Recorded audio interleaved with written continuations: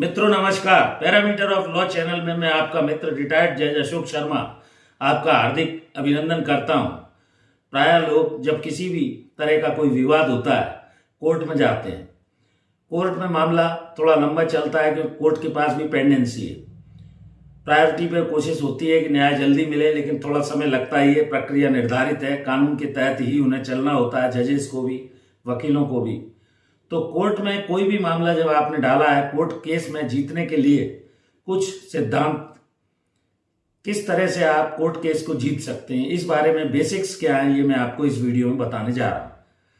देखिए, कोई भी विवाद जब होता है मोस्टली आप नोटिस दिलवाते हैं वकील साहब से, चाहे वो सिविल मामला हो, चाहे वो किसी तरह का हो, पैसा वसूली का हो, मकान खाली कराने का हो, मैट्रिमोनियल कोई डिस्प्यूट हो, विवाह शादी विवाह के बाद का कोई, तो केस दाखिल करते समय कुछ बातों का आपको ध्यान रखना चाहिए।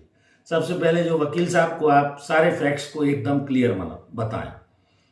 मतलब प्लीड जो है जब पूरा मामले को, तथ्यों को समझ लेंगे, क्या कानूनी स्थिति है, तो वह आपकी प्लीडिंग को उस हिसाब से अपने मामले में दावे को तैयार करेंगे। क्या आपके साथ गलत हुआ है ये स्पष्ट तौर पर बताइए, छुपाइए मत। कोर्ट को सही बात लिखकर प्लीडिंग अगर की जाएगी तो ज़्यादा बेहतर होता है। प्लेंट में जो भी प्लीडिंग दावे में बनाई जाती है वो पैरावाइज होती है। किसी भी तरह के फैक्ट्स को, मटेरियल फैक्ट को आप सप्रेस ना करें, अर्थात छुपाएं नहीं। जो भी वास्तविकता है, जो आपके फेवर का है, जो आपके अगेंस्ट का है, सही स्थिति, कंसीलमेंट ऑफ फैक्ट नहीं होना चाहिए, अर्थात तथ्यों को छुपाना नहीं चाहिए, अन्यथा आपको इसका नेगेटिव परिणाम मिल सकता है। कोर्ट को सच्चाई जब आप बताएंगे, प्लीडिंग साफ होगी, तो वकील साहब उस हिसाब से प्लीडिंग में, आपकी प्लेंट में, दावे में जेन्युइन जो दिखाई देगा, हाउ यू से। तो प्रेजेंटेशन जब भी हो दावे का, ये सबसे पहली इंपॉर्टेंट बात है। बिल्कुल सही ढंग से उसमें सारे तथ्यों को रखा जाए, फैक्ट, मटेरियल फैक्ट कंसील ना किए जाएं, और जो भी प्लीडिंग है वो एकदम स्पेसिफिक हो, साफ हो। दूसरा, लीगल जो एवरमेंट्स हैं आपके, वो वकील साहब समझते हैं कानूनी रूप से कौन कौन से डॉक्यूमेंट आपको लगाने हैं। शुरू में मेरे मत में सारे दस्तावेजों को आप, जिन पर आप रिलाय अपॉन करते हैं, विश्वास करते हैं, उनको दावे के साथ जरूर पेश कर दें। बहुत सारे लोग सोचते हैं बाद में पेश कर देंगे, तो क्या है कि उससे सारी स्थिति न्यायालय के भी सामने आ जाती है, सामने डिफेंस को भी जो भी है, तो उसको भी छुपाव ना करें, सरप्राइज एलिमेंट ना रखें कि हम मौका आने पर प्रस्तुत करेंगे, इससे आपको नुकसान हो सकता है। तो केस दाखिल करते समय इस बात का भी विशेष ध्यान रखें।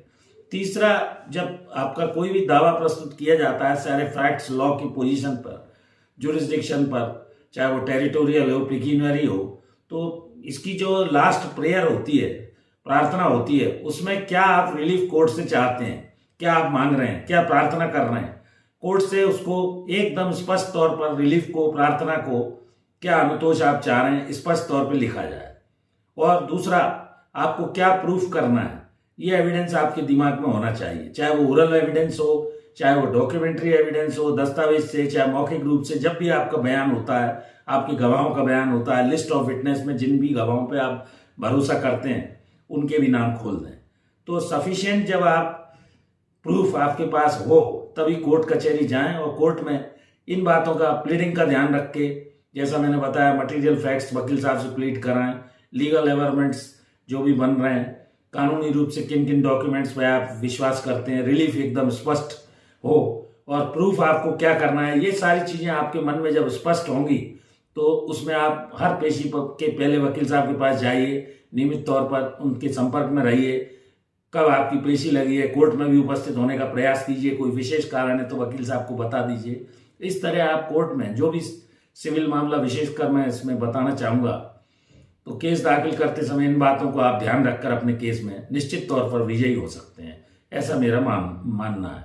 जुड़ जाइए इस तरह की जानकारी के लिए पैरामीटर ऑफ लॉ चैनल से। जिन्होंने सब्सक्राइब नहीं किया कृपया सब्सक्राइब कर लें, बेल आइकॉन दबा लें, जिससे नए नए जो भी वीडियोस मैं बनाकर अपलोड कर रहा हूँ, लगभग 2500 के आसपास मेरे वीडियोस इस चैनल पर उपलब्ध हैं। 66,000 सब्सक्राइबर हैं। आप सबका बड़ा स्नेह मिल रहा है, और जानिए छोटी छोटी कानूनी जानकारियों को, बारीकियों को, जो आपको जीवन में, चाहे वो विद्यार्थी हो, चाहे कॉम्पिटिटिव एग्जाम दे रहे हो, चाहे पारिवारिक कोई जीवन व्यतीत कर रहे हैं, व्यवसायी हो, कोई अन्य, सभी के लिए मेरा ऐसा प्रयास है कि इस चैनल पर मैं छोटी छोटी जानकारियां आपको उपलब्ध कराऊं। लाइक करें, कमेंट करें, जिस विषय पर वीडियो बनाना हो लिखें, मैं निश्चित तौर पर आपकी भावना का ध्यान रखते हुए उस पर वीडियो बनाने का प्रयास करूंगा। तो इस वीडियो में यहीं तक। एक और विशेष अनुरोध, मेरी धर्मपत्नी श्रीमती अर्चना शर्मा का भी यूट्यूब पर एक चैनल अर्चना आरटीएफ के नाम से है, उस चैनल को भी देखिए, वीडियोस लाइक कीजिए, शेयर कीजिए। इस वीडियो में यहीं तक, फिर मिलते हैं नए विषय के साथ। धन्यवाद, नमस्कार।